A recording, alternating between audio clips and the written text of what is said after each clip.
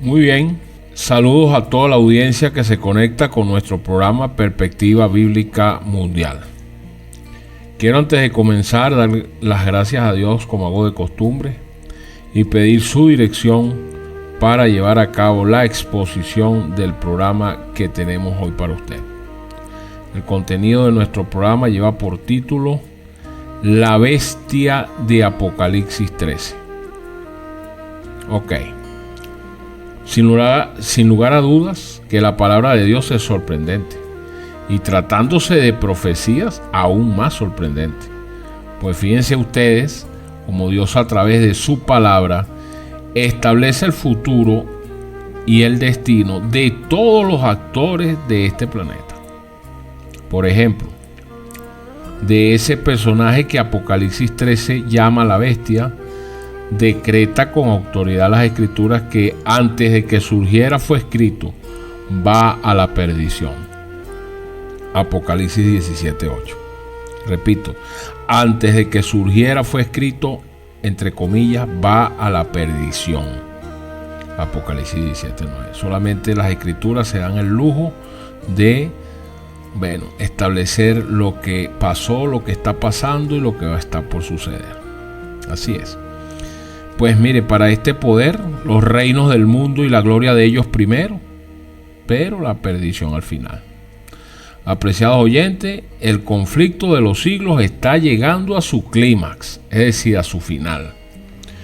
Sin duda que uno de los mensajes más apremiantes que Dios le dirige a este mundo en las páginas de las Sagradas Escrituras es el que registra el capítulo 18 del libro de Apocalipsis.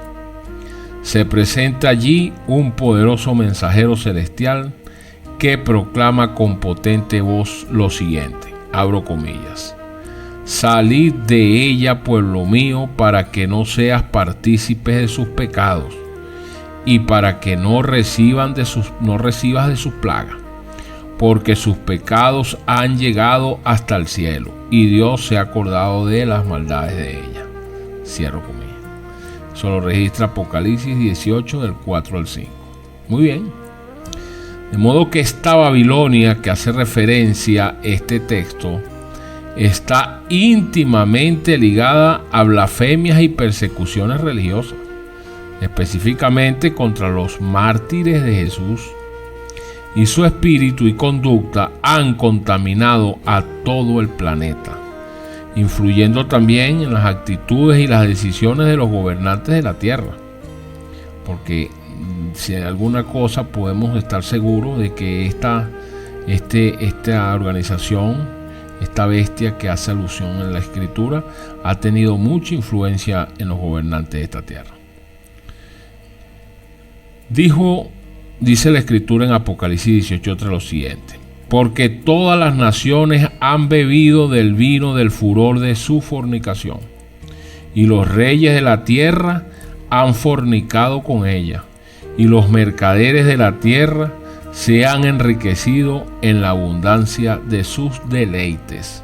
Cierro comillas. Apocalipsis 18:3. El término fornicación en este texto expresa intimidad ilícita, por supuesto religiosa, y la gran ciudad o mujer, que es la iglesia, llamada Babilonia, por supuesto que se está haciendo referencia este texto y este libro Apocalipsis a la Babilonia contemporánea. Repudia a su esposo legítimo, que era Dios, por supuesto, en su inicio, y establece relaciones, esta Babilonia, ilícitas con los jefes políticos y mercantiles del mundo, y se convierte en una iglesia corrupta. Sí, corrupta, así mismo, corrupta del ámbito espiritual, con referencia a las doctrinas que Dios estableció.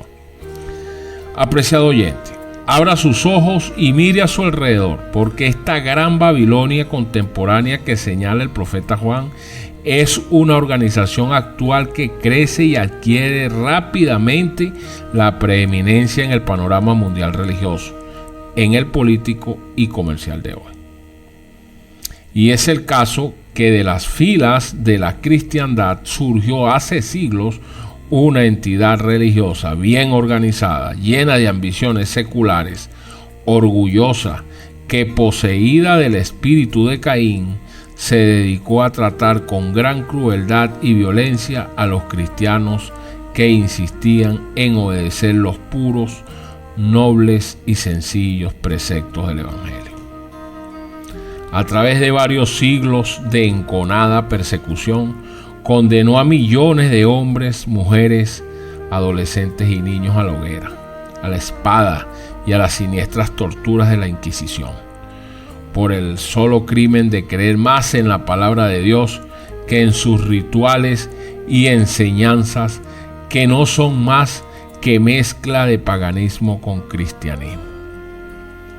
Y más terrible aún, ella reúne todas las características que la identifican como el cuerno pequeño, la bestia y la gran ramera de quien nos hace referencia el profeta Daniel y el apóstol Juan en el libro de Apocalipsis. Con todo esto podemos hacernos entonces la siguiente pregunta: ¿quién es esa bestia de la que hace referencia este importante libro de Apocalipsis? Esa es la pregunta.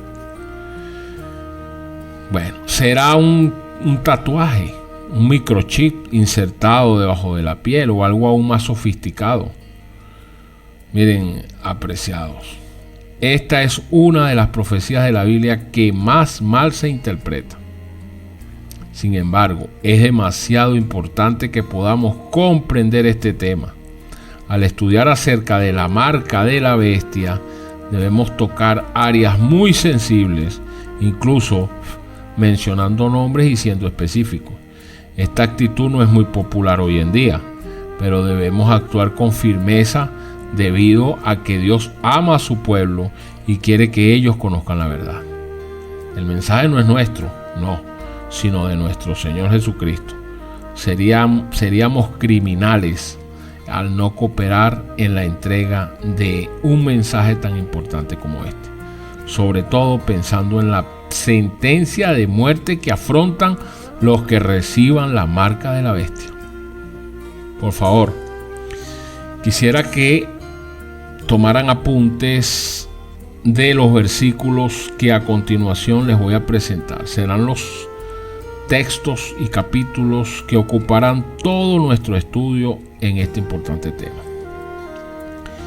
Escríbalos y estúdielos con mucha precisión. Esos textos tienen que ver con Apocalipsis capítulo 12, capítulo 13, capítulo 14 y capítulo 17 y Daniel capítulo 7. Ore, eso sí es otra cosa importante, apreciada audiencia. Oren para que el Espíritu Santo los guíe a esa verdad y les dé un corazón receptivo y honesto para entender la palabra de Dios. Antes de todo ello, voy a hacer una aclaratoria. Es necesario detenerme aquí un momento para, dejar expresado pues que no es nuestra intención de crear un antagonismo más en relación a este tema, no. El propósito no es ir en contra de los fieles devotos quienes ciegamente forman parte de este vil chantaje. Y entiendo que lo forman por ignorancia, ¿no? El hecho es dar a conocer y desenmascarar este poder infernal y sus doctrinas apóstatas que mantiene en sus redes a todos aquellos que de corazón sincero están engañados con este cruel sistema. Y esa es la gran mayoría de este pueblo. Así que de inmediato procedamos a verificar las características del personaje que la Biblia llama bestia. Ok, ¿cómo describe la Biblia a la bestia? Bueno, Apocalipsis 13 nos va a presentar, o les voy a presentar 11 características que existen en Apocalipsis 13 que la identifican como ese personaje. En Daniel capítulo 7 versículo 25 añade otras significantes características, y capítulo 17 de Apocalipsis les añadirá o añadiremos 2 características más incuestionables. Muy bien, vamos a ver esas tales características y quiero que las anoten, pues las iremos desglosando una a una. Total, les presentaré al menos 14 características y estas son las siguientes. La primera, Primera característica. Esta característica dice que se levanta del mar. La bestia se levanta del mar. Y eso está en Apocalipsis capítulo 13, versículo 1. La segunda es que es una mezcla de las 4 bestias. Hay un paralelo. Eso lo vamos nosotros a comprobar con Daniel 7 y Apocalipsis 13:2. Tercera característica. El dragón le da poder y autoridad. El dragón es Satanás, ya, pero lo vamos a verificar. Y eso lo contiene Apocalipsis 13:2.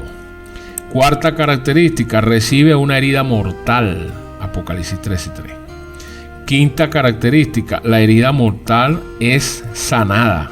Apocalipsis 13:4. Sexta característica. Es un fuerte poder político. Apocalipsis 13:7. Número 7. Es un fuerte poder religioso. Apocalipsis 13, versículo 3 y versículo 8. Octava característica. Es culpable de blasfemia, como lo expresa Apocalipsis 13, versículo 1, versículo 5 y versículo 6. Número 9. Hace guerra y vence a los santos, como lo expresa Apocalipsis 13:7 y Apocalipsis 17:6. Número 10. Reina por 42 meses. Apocalipsis 13:5. Número 11. Tiene un número misterioso, el 666. Eso lo verificaremos en Apocalipsis 13:18. Número 12. Pretende cambiar la ley de Dios. Eso lo verificaremos con Daniel capítulo 7, versículo 25. Número 13. Su vestidura es única sobre la tierra. Apocalipsis 17:4. Y número 14. Su sede yace en medio de 7 montes o colinas, como quiera llamarlo. Eso lo representa el libro de Apocalipsis capítulo 17, versículo 9. ¿Qué les parece, apreciada audiencia? ¿Resuenan algunos de estos puntos característicos con alguna nota familiar? Bueno, claro que sí. Nos encontramos con la identidad del personaje que la Biblia llama bestia o cuerno pequeño, descrito tanto en el capítulo 7 de Daniel como en Apocalipsis 13 y también Apocalipsis 17, que es la gran ramera, que en breve vamos a revelar de inmediato. Vamos con nuestra primera característica. Dijimos que se levanta del mar. Apocalipsis 13:1 dice lo siguiente, abro comillas, abran sus Biblias para que me sigan en la lectura. Apocalipsis 13, versículo 1. Abro comillas. Me paré sobre la arena del mar y vi subir del mar una bestia que tenía 7 cabezas y 10 cuernos, y en sus cuernos 10 diademas, y sobre sus cabezas un nombre blasfemo. Cierro comillas. Muy bien. Pues, apreciada audiencia, el mar o las aguas en profecía simboliza gente, mucha gente, o un lugar muy habitado, como lo expresa así el libro de Apocalipsis en el capítulo 17, versículo 15. Por lo tanto, la bestia o el anticristo que se va a levantar, se levantaría de entre las naciones establecidas del mundo ya conocido para ese entonces. Y en este caso, el papado, como sabemos, se levantó en Europa occidental. Esa es nuestra característica número 1. Característica número 2. Dice que es una mezcla de las 4 bestias de Daniel capítulo 7. Apocalipsis 13:2 da referencia de esa también paralelamente a lo que dice el capítulo 7 de Daniel. Vamos a verificarlo. Miren, el libro de Daniel habla de 4 imperios: Babilonia, Medo-Persia, Grecia y Roma. Eso es indiscutible. Pues Daniel 7 habla de una bestia como león en el versículo 4. Y Apocalipsis 13 habla de que esta bestia iba a tener boca de león. Eso lo explica, lo verifica usted en Apocalipsis 13:2. Hay un paralelo entre Daniel 7 y Apocalipsis 13. ¿Ves? Por eso es que el libro de Daniel debe leerse concatenado con el libro de Apocalipsis, porque lo que dice Daniel como profecía se viene a cumplir con el libro de Apocalipsis. Muy bien. Tenemos entonces el otro imperio, Medo-Persia. Habla de este imperio, el libro de Daniel, en el versículo 5 del capítulo 7. Dice que era una bestia como oso. Ok, entonces Apocalipsis 13 también habla de que esta bestia tiene pies de oso en el versículo 2 de Apocalipsis 13. ¿Ven? Sigue lo que llaman el paralelismo. Entonces vamos a la tercera bestia, al tercer imperio, que es Grecia, que surgió luego de Medo-Persia. Primero Babilonia, luego Medo-Persia, luego Grecia. En este tercer imperio, Daniel capítulo 7 habla de él y dice que es una bestia como un leopardo. Versículo 6 del capítulo 7 de Daniel. Y Apocalipsis 13 también habla de que es como un leopardo. Versículo 2 de Apocalipsis 13. Y esta última imperio, que es Roma, Daniel 7 da referencia o hace referencia de este imperio. En el versículo 7 dice que es una bestia de 10 cuernos. Por supuesto que es Roma. Y Apocalipsis 13 nos da también referencia que también tiene 10 cuernos. En el versículo 1. Entonces, estas 4 bestias de Daniel 7 son representadas como parte de ese anticristo o la bestia, porque el papado incorporó creencias y prácticas paganas de los 4 imperios, los cubrió con vestiduras espirituales y los esparció al mundo como enseñanzas cristianas. Específicamente, el imperio romano fue el 4º imperio que conquistó el último, que fue Grecia, por supuesto. ¿Y qué hizo el imperio romano? Bueno, él adoptó todas las prácticas paganas de todos los imperios que la sucedieron y por supuesto se las heredó a la Iglesia Católica, quien la endosó en su legislatura. Cuando el imperio de Roma nació y se desarrollaba, la vida religiosa de Roma fue liderada por el sumo sacerdote llamado Pontífex Maximus. Cuando se extendió al imperio de Roma, los romanos empezaron a adorar dioses de los pueblos conquistados. La religión de Roma se mezcló con las religiones de los grecos, de los egipcios, los sirios, los persas y de Babilonia. Fueron imperios que sucedieron al imperio romano. En el imperio de Roma se formó una completa mezcla de religiones, es decir, un sincretismo. Y es por eso que este punto ha quedado más que claro cuando hemos verificado que es una mezcla de las 4 bestias de Daniel 7 que paralelamente hace referencia a Apocalipsis 13. Ok, entonces ¿qué hizo Apocalipsis 13? Bueno, corroborar lo que Daniel 7 ya venía diciendo. Muy bien, se cumple perfectamente esta segunda característica. Una tercera característica, entonces, la bestia recibe su poder, su trono y su autoridad del dragón.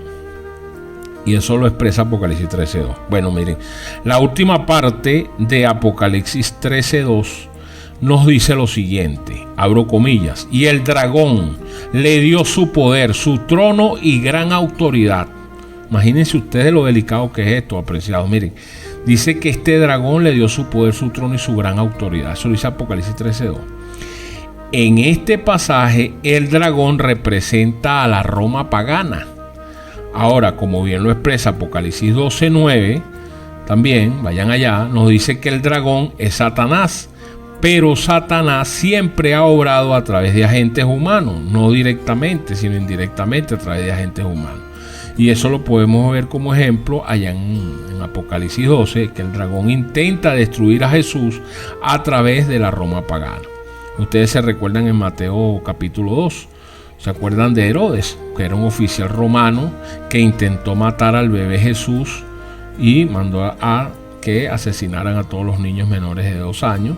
Bueno, este relato lo puede usted corroborar allá en Mateo 2. Entonces siempre Satanás ha trabajado a través de agentes humanos. Y otro ejemplo tenemos a Pilato, que fue gobernador romano también, quien condenó a Jesús. Verdugos romanos lo crucificaron, ¿no? Un emblema romano selló la tumba de Jesús. La guardia romana vigiló esa tumba. Es así como obró el dragón, Satanás pues, a través de la Roma pagana. Ahora, cuando Constantino movió la sede de su imperio a Constantinopla, quedó un vacío mismo que fue llenado por el pontífice de Roma. De esa manera, la Roma pagana se convirtió en la Roma papal, y eso está en la historia. Ahí se cumple perfectamente que la bestia recibe su poder, su trono y su autoridad de ese dragón. ¿Quién? Satanás, a través de sus representantes. Delicadísimo esto, ¿no? Bueno, tenemos la característica número 4. Dice que recibe una herida mortal. Apocalipsis 13:3. Otra característica, la cuarta. Bueno, vamos a leerlo. Dice Apocalipsis 13:3 lo siguiente: vi una de sus cabezas como herida de muerte. Ok. La herida mortal fue ocasionada a esta bestia cuando Napoleón, el emperador, mandó a su general Alejandro Berthier entrar a Roma y tomar al Papa, en aquel entonces era Pío VI, como cautivo. Lo hizo en el mes de febrero del año 1798.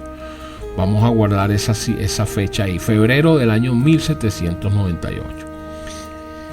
Allí fue donde Napoleón declaró que a la muerte del Papa, el papado sería descontinuado. Un año más tarde, el Papa muere preso en Francia, prisionero, en agosto de 1799, y con ello casi toda Europa pensó que con la muerte del Papa, el papado iba a morir, pero no fue así.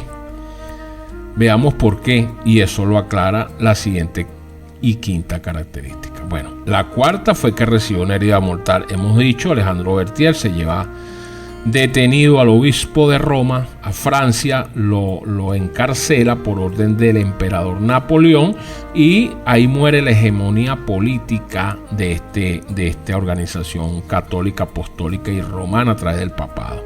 Sigue la parte religiosa, pero la parte política, lo que ellos ejercían como poder político, pues fue derogado en ese momento. La quinta característica nos dice que esa herida mortal iba a ser sanada y que el mundo entero daría homenaje a esa bestia, como lo expresa Apocalipsis 13:3. Vamos a leerlo. Dice: pero su herida mortal fue sanada y se maravilló toda la tierra en pos de la bestia. Apocalipsis 13:3. Ok, es bien sabido que esa herida comenzó a sanar cuando ya en 1929, recuerden que en el 1798 fue la herida mortal, y entonces en 1929 el papado firma el Concordato de Letrán con Benito Mussolini, donde éste le concede nuevamente a Roma su supremacía e independencia territorial. Ahí es donde le dona los 44 acres, que son casi las 18 hectáreas, donde está creado actualmente el Estado Vaticano. Desde que la herida comenzó a sanar, como estamos diciendo, en esa fecha, pues, 1929, la fuerza del papado ha ido creciendo y aumentando cada día, hasta los actuales momentos que hemos visto como está casi sanada esa herida. Es una de las más poderosas organizaciones político-religiosas en el mundo. De eso a nadie le queda la menor duda. Aquí se cumple la quinta característica correctamente. Vamos a la sexta. Dice que es un fuerte poder político. Apocalipsis 13:7 lo dice. También se le dio autoridad sobre toda tribu, pueblo, lengua y nación. Apocalipsis 13:7. Miren, se convertiría en un poder diferente que los otros reinos. Eso es indiscutible, convirtiéndose no solamente en un reino religioso, sino también en un reino político. Es decir, iba a mezclar el hierro de Roma, del que habla la bestia, del que habla la profecía de Daniel, que es el Estado romano, con el barro que representa la imagen que describe Daniel en el capítulo 2. Recuerden que Daniel vio una estatua que estaba compuesta por Roma, por cierto, Babilonia, Medo-Persia, Grecia y Roma, y las piernas que representan a Roma estaban mezcladas con hierro y barro. Eso es lo que significa esto. La Iglesia Católica es el estado más pequeño del mundo, tiene un promedio de 18 hectáreas, como hemos identificado anteriormente, los 44 acres. La ciudad del Vaticano tiene sus propios embajadores, se llaman nuncios a otras naciones, tiene su propia moneda, tiene su propio departamento de policía, tiene sus propios bancos, su propio correo, sus propias leyes civiles y su propio idioma, que es el latín. Es decir, es no solamente una iglesia, sino también un estado, Estado Vaticano. Se combina allí la Santa Sede, eso entre comillas, que es la parte religiosa, y el Estado Vaticano, que es la parte política. Y el que preside sobre ambas, sobre ambos, tanto la Santa Sede, entre comillas dije, como la parte del Estado Vaticano, es el obispo de Roma, mal llamado Papa.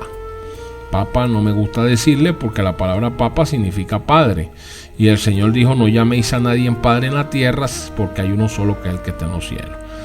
Entonces, Roma papal es un sistema amalgamado. Por eso que es un fuerte poder político, porque está en todo el planeta. Imagínese usted, España manda en España, ¿no?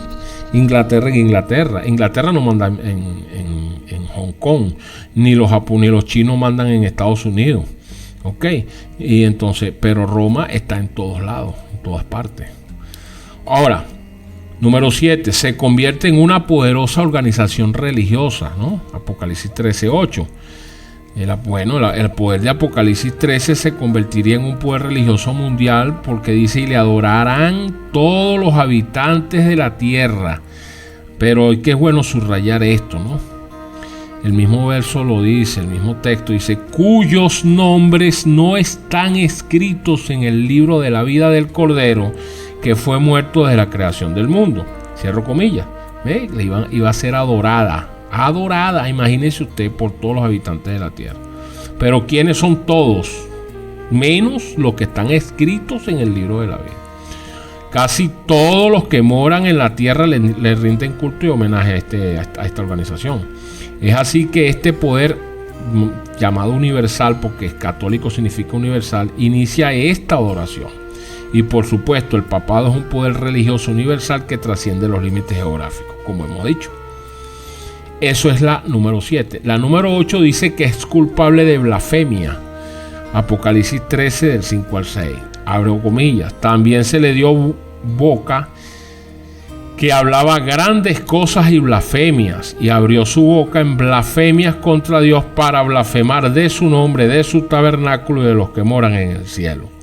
Apocalipsis 13, del 5 al 6. Fíjense como en Apocalipsis 13:5 la bestia dice: y le fue dada una boca que hablaba palabras arrogantes y blasfemias.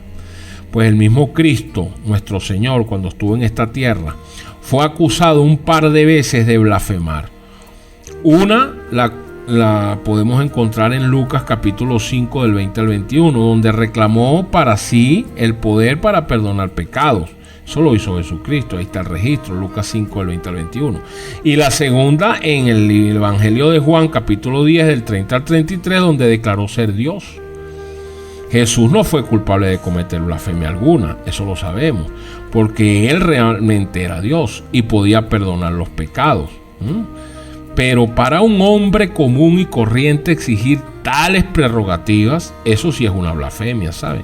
Estas son apenas las más emblemáticas, pero existen muchas otras más. Y le voy a decir, porque es que el Papa se arroja, el obispo de Roma se arroja títulos que solamente le corresponden a la majestad de los cielos.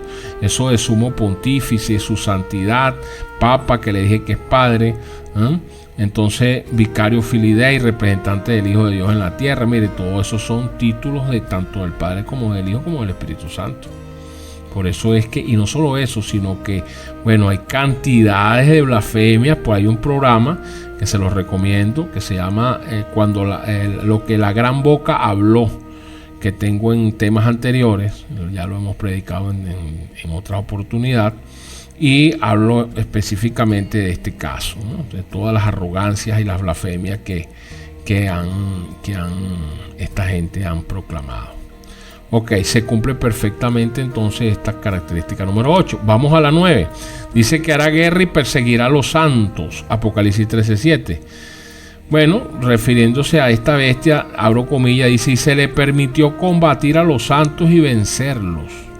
Pues la persecución. Fueron decenas de miles de cristianos martirizados por la iglesia del Estado durante la Edad Media.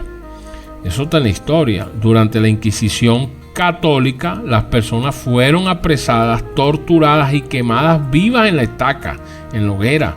Familias enteras y comunidades fueron arrasadas sin ningún otro crimen que la herejía, eso entre comillas.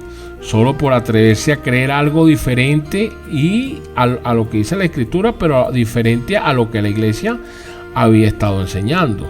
Y es bastante interesante porque la misma iglesia romana admite que infligió estas persecuciones. Miren, apreciados, en el año 2000 la iglesia católica, apostólica y romana, a través del obispo de Roma, Juan Pablo II, hoy extinto, hizo público un documento reconociendo en sus grandes pecados históricos. Lo reconocieron, ellos lo reconocen. Entre ellos podemos nombrar la violencia y ejecución contra los disidentes, las excomuniones, persecución y divisiones en el seno del cristianismo, el desprecio hacia los judíos y los pecados contra la paz, los derechos de los pueblos, los cometidos contra las mujeres, los pobres y los marginados, y todo eso quedó registrado en la historia. Eso lo pueden bajar de internet, busquen para que lo corroboren, ese documento firmado por Juan Pablo II. Ok, vamos de inmediato a la número 10. Dice que va a reinar por 42 meses. Apocalipsis 13:5. Apocalipsis 13:5 dice: y le fue dada autoridad de obrar durante 42 meses. Bueno, para la Biblia 30 días son un mes. Génesis capítulo 7, versículo 24 nos muestra que un periodo de 5 meses se extiende a 150 días. Es decir, que cada mes tiene 30 días. Muy bien. Ahora, un día representa un año en la profecía bíblica. Esto lo confirmamos tanto en los libros de Ezequiel, capítulo 4, versículo 6, y Números, capítulo 14, versículo 34. Eso está determinado con esos textos, donde entonces de esta manera, como registra este texto, 42 meses, si usted lo multiplica por 30 días, pues le da 1260 días proféticos, es decir, 1260 años reales, como lo confirman los dos textos que le acabo yo de nombrar. Los registros históricos muestran que en el año 538 después de Cristo fue una fecha importante para el papado. Fue ese año en que el decreto de Justiniano, el emperador, entró en vigor, convirtiendo al obispo de Roma en la cabeza de todas las iglesias. Así es como en el 538 después de Cristo marcó el principio de la supremacía papal. Si añadimos los 1260 años a esos 538, llegamos a 1798. Precisamente en este año el poder papal recibió la herida mortal de la que hicimos referencia en las anteriores características. Ya lo hemos visto con el ejército de Napoleón en el 98, 1700, cómo se llevó cautivo al Papa, donde murió más tarde en el exilio. La profecía y la historia encajan perfectamente con los 1260 años, y esto es asombroso.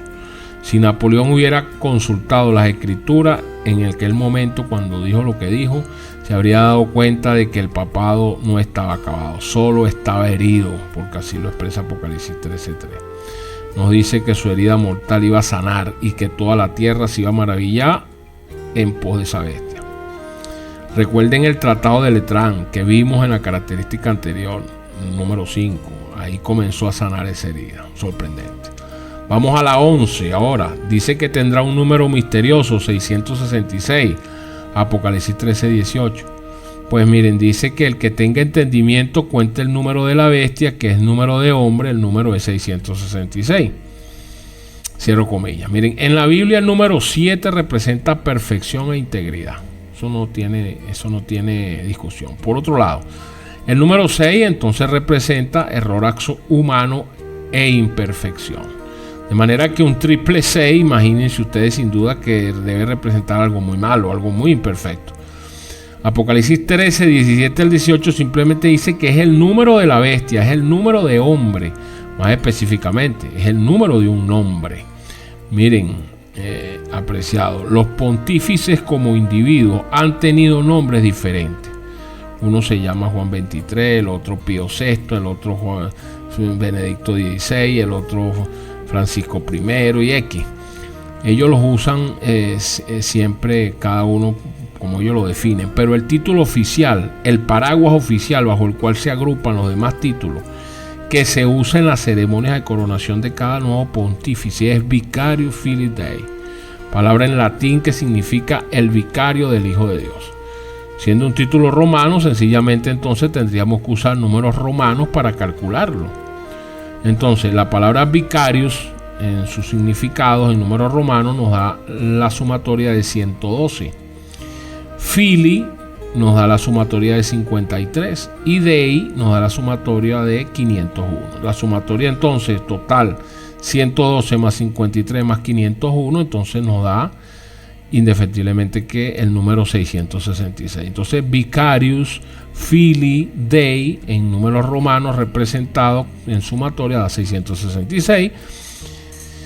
Eso nuevamente el papado le ajusta cabalmente otro punto de identificación como lo es este. La bestia con la marca es sin duda alguna el papado. A ningún otro poder en la historia se le puede atribuir y adjudicar estos elementos proféticos descriptivos. Otra cosa que quiero añadir: si usted puede poner cualquier nombre, X nombre, y le da 666, pero el solo hecho de que le dé 666 porque a su sumatoria le dio 666 no indica que sea la bestia, porque para ser la bestia tiene que tener todas estas características que hemos estado hablando, todas. Pues si falla en una, no es la bestia. Entonces ya hemos visto ya hasta aquí 11 características que encajan perfectamente a esta organización. Vamos con la 12. Dice que esta es la más emblemática y es la única que ha tenido este poder, ¿verdad? La osadía de hacerlo, porque esto no se ha atrevido nadie sobre la tierra. Solamente ellos son los únicos que lo han hecho. Aunque la gran mayoría de la humanidad no obedece lo que está escrito en la Sagrada Escritura, pero ellos se han encargado, parte de la responsabilidad la tiene la Iglesia Católica, pero ellos se han encargado, del obispo de Roma con su séquito, de haber hecho este cambio. Miren, dice que pretenderá cambiar la ley de Dios.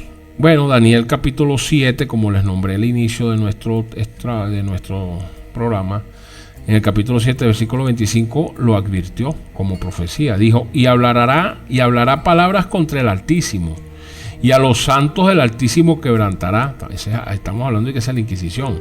Y pensará en cambiar los tiempos y la ley, y serán entregados en su mano hasta tiempo y medio tiempo. Daniel 7:25. Bueno, efectivamente, fíjense que el texto dice que no solamente iba a pensar cambiar los tiempos, sino que iba a pensar que podría también cambiar la santa ley de Dios.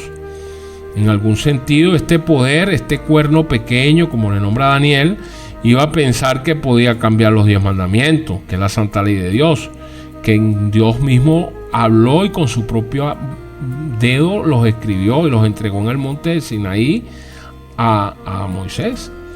En todo caso, solo tenemos que buscar un sistema que profese haber cambiado en algún sentido, en algún momento de la historia, esta santa ley que es eterna de Dios. Pues este poder iba a intentar cambiar esa ley. Para ello no hay que ir muy lejos, porque no hace falta que vaya usted muy lejos. Para nadie es un secreto que en los catecismos de esta organización no aparecen ni el segundo mandamiento, aunque esté en la Biblia católica. El segundo mandamiento de no te harás imagen ni ninguna semejanza, no te inclinarás a las imágenes, no aparece. En los catecismos este mandamiento pues desapareció, aunque como ya le he dicho, está en la Biblia católica. Claro, tiene que desaparecer porque la Iglesia Católica está repleta de imágenes y de idolatría. Y esto perfectamente no podría estar entonces en su legislatura como un mandamiento, la cual ellos no reconocen, porque ellos lo violan flagrantemente. Es lamentable, pero es la realidad. Cuando estos señores eliminan el segundo mandamiento, pues quedan 9 en el decálogo, por supuesto. Entonces lo que hacen es partir el 10º mandamiento en 2, donde dice: no codiciarás los bienes de tu prójimo, no codiciarás la mujer de tu prójimo. Ese mandamiento lo parten, que es el 10º, lo parten en 2, para entonces justificar que quitaron uno, el número 2, que era el de las imágenes, y completar el número de 10. Pero el cambio más terrible no solamente quedó hasta allí.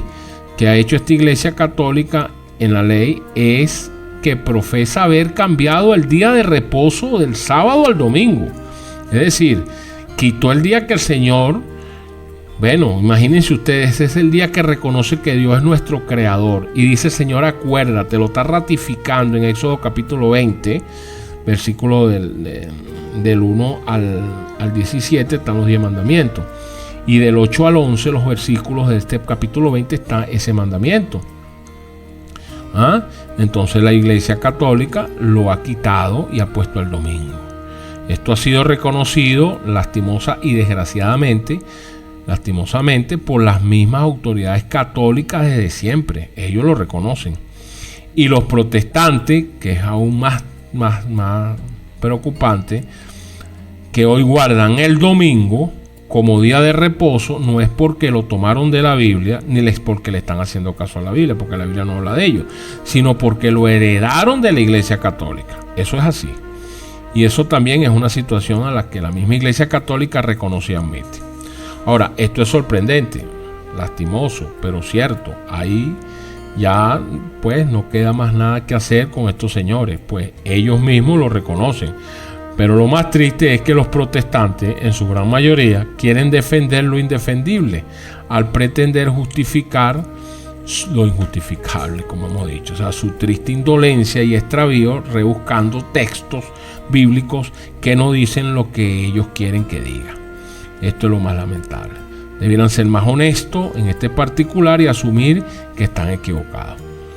Lo que queda es seguir orando por este hermano pueblo del Señor. Ok, vamos a la número 13. Dice que su vestidura es única sobre la tierra, Apocalipsis 17:4. Sin duda alguna que no hay una organización en este planeta, no la ha habido ni lo habrá, que vista y luzca el ropaje deslumbrante del que hace referencia este versículo. Dice, y la mujer estaba vestida de púrpura y de escarlata. Bueno, así también el Apocalipsis dice bien claro que el primer color que caracteriza a la gran ramera, que es la misma bestia, el mismo anticristo, el mismo cuerno pequeño, pues es el lino blanco, seguido también de la púrpura y la escarlata. Pues vamos a leerlo allá en Apocalipsis 18, versículo 16. Dice, ay de la gran ciudad que estaba vestida de lino fino, de púrpura y de escarlata. Y estaba adornada de oro, de piedras preciosas y de perlas. Hay dos ahí.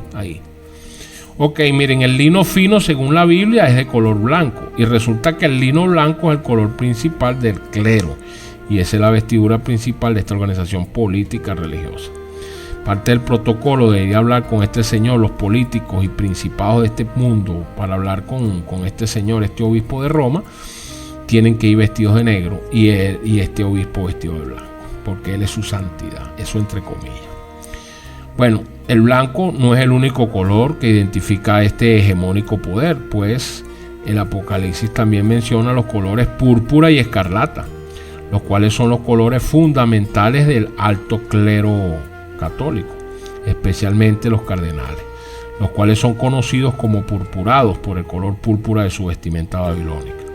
Por consiguiente, el blanco, la púrpura y la escarlata son los tres colores que identifican a esta gran ramera o cuerno pequeño, como también hemos dicho, la bestia, la cual tiene su sede en la ciudad pues, de las 7 colinas, Roma. Y esos tres colores son los colores característicos de la Iglesia Católica Romana. Por lo tanto, la gran ramera solo puede ser la Iglesia Católica Romana.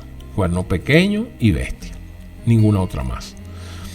Apocalipsis 18:16 también dice que la gran ramera se adorna con oro, piedras preciosas y perlas. Ciertamente que esta iglesia, pues, y concretamente algunos de sus objetos ceremoniales más valiosos, están adornados de oro, piedras preciosas y perlas. Cientos de objetos utilizados por el clero católico, como cálices, anillo, el anillo papal, relicarios, coronas, etcétera, están adornados de oro, piedras preciosas y perlas. La triple corona papal, que simboliza, entre comillas, el poder mundial y espiritual de este obispado, está adornada de oro, piedras preciosas y perlas. ¿Qué más señales esperamos para identificar el personaje del que la Biblia hace referencia como bestia, cuerno pequeño, gran ramera y anticristo? Pues déjeme decirle que tenemos una característica más, y es que su sede yace, la 14, en medio de 7 montes o colinas. Apocalipsis 17:9 dice: esto para la mente que tenga sabiduría. Las 7 cabezas son 7 montes sobre las cuales se sienta la mujer. Bueno, miren, Roma, la ciudad donde se encuentra el Vaticano, sede mundial de esta iglesia católica, fue fundada en el siglo VIII en medio de 7 colinas o montañas o promontorios que son Palatino, Capitolio, Aventino, Quirinal, Celio, Esquilino y Viminal. Ahí están. Allí están. Las 7 colinas de Roma son una serie de promontorios que históricamente han formado el corazón de la ciudad de Roma. Al mundo entero no le queda duda de que la Iglesia Católica se encuentra situada en medio de 7 colinas. Pues hasta aquí tenemos 14 características que sin duda alguna nos aclara el panorama en cuanto a la identificación plena del personaje que la Biblia llama bestia. Ahora, apreciados, para concluir nuestro tema, podemos decir que el hecho de que la Iglesia Católica Romana, el papado como el sistema del papado, sea la gran ramera, la bestia o cuerno pequeño, es decir, la iglesia que Satanás le dio su trono y su poder aquí en la tierra, como lo describe Apocalipsis 13:2, que es una de las características iniciales de este estudio, ¿significa esto que dentro de ella no existe pueblo de Dios? Pues mire, la respuesta la da el propio Señor Jesucristo en este mismo libro de Apocalipsis, y él dice lo siguiente, leámoslo. Apocalipsis 18:4, ¿qué dice? Y oí otra voz del cielo que decía, salí de ella, pueblo mío, eso subrayenlo, para que no sean partícipes de sus pecados ni reciban parte de sus plagas. Ahí lo tienen.